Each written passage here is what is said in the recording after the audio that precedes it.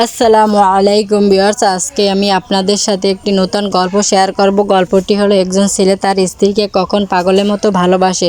এক বৃদ্ধ মহিলার সাক্ষাৎকারে, যিনি 50টি বছর একসঙ্গে তার সফলতার সঙ্গে তার স্বামীর সাথে দাম্পত্য জীবন সুখের সাথে পার করেছেন এবং সেই দাম্পত্য জীবনে কখনো সুখের অভাব ছিল না এবং স্বামীর সাথে কখনো রাগারাগি কথায় কাটাকাটি পর্যন্ত হয়নি। তখন সাংবাদিক আশ্চর্য হয়ে গেল, আমি আপনার কাছে এই 50টি বছর আপনার স্বামীর সাথে সফলতার সাথে যে পার করছেন সেই সম্পর্কে আমি জানব।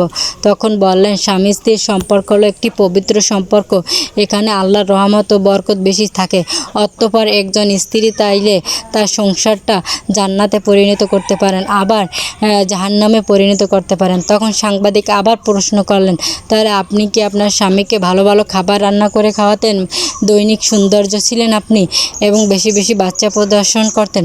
তখন বৃদ্ধ মহিলা জবাবে দিল, উত্তরে না। তখন আরও বিরক্ত হয়ে সাংবাদিক বললেন, তাহলে আপনি কি করতেন? আপনাদের অর্থ সম্পদ বেশি ছিল, কারণ অর্থ সম্পদ বেশি থাকলেও তো অনেক সম্পর্ক ভেঙে যায়, অনেক সম্পর্ক এরকম দীর্ঘস্থায়ী হয় না, কোথায় কাটাকাটি ভুল বোঝাবুঝি হয়। তখন আবার বৃদ্ধ মহিলাটি বললেন, না, এটা আমি করতাম না। তখন বৃদ্ধ মহিলাটি বললেন, আমার স্বামী যখন বাসায় আসতো বা কোনো কারণে রাগৃত থাকতো, আমাকে বকাঝকা করতো, তখন আমি তার প্রতিটা কথা মাথা নিচু দিয়ে সায় দিতাম, কখনো মুখে তর্ক করতাম না এবং জবাবদিহি করতাম না। তখন সাংবাদিকটি আবার বলল যে, আপনার কি বিরক্ত লাগে না, খারাপ লাগে না, আপনি কি ঘর থেকে বের হয়ে যান না? তখন ওই বৃদ্ধ মহিলাটি আবার বলল, ভুলেও এই কাজ করবেন না, কারণ স্বামী স্ত্রীর সাথে ঝগড়া হলে যদি আপনি পালিয়ে চলে যান, তাহলে বুঝবে সে আপনার কাছ থেকে পালিয়ে বেড়ানোর চেষ্টা করছে, এতে আপনাদের দূরত্ব বেড়ে যায়। বরঞ্চ তার প্রতিটি কথা নিশ্চুমে শোনার চেষ্টা করুন। এই কথা যখন বলছে, তারপর আমি তাকে বলি যে, আপনার কথা শেষ হলে আপনি বিশ্রাম নেন, বা এই কথা বলে আমি আমার কাজে লেগে যেতাম। অতঃপর আমি তার সঙ্গে তার জন্য কিছু খাবার বা এক গ্লাস শরবত নিয়ে তার রুমে চলে যেতাম। রুমে চলে যেয়ে তাকে বলতাম, আপনার বিশ্রাম নেওয়া হয়েছে, এইগুলো খেয়ে নেন। তখন সে আমার মুখের দিকে তাকিয়ে বলতো, আমি রাগের মাথায় অনেক কথা তোমাকে বলে ফেলছি, অনেক কষ্ট দিয়ে ফেলছি, তুমি কষ্ট নিও না। তখন আমি বলতাম, আমি আপনার রাগনীত অবস্থায় যা কিছু বলেন আমি মনে কিছু নিও না আর কষ্ট নিই না। অতঃপর তিনি তখন ভালোবাসারই কথা বলতেন।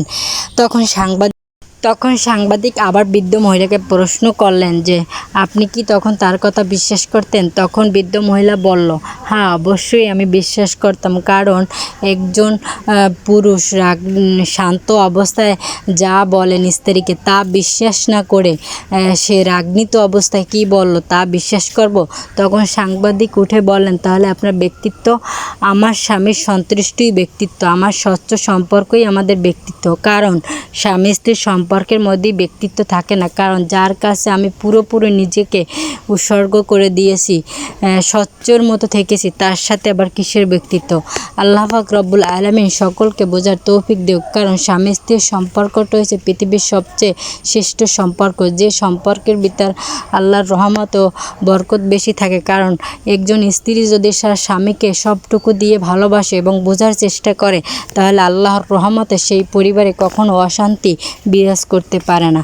আজকের গল্পটি এই পর্যন্ত। যদি আপনাদের ভালো লেগে থাকে তাহলে অবশ্যই একটা লাইক ও শেয়ার দিয়ে পাশে থাকবেন। আল্লাহ হাফেজ।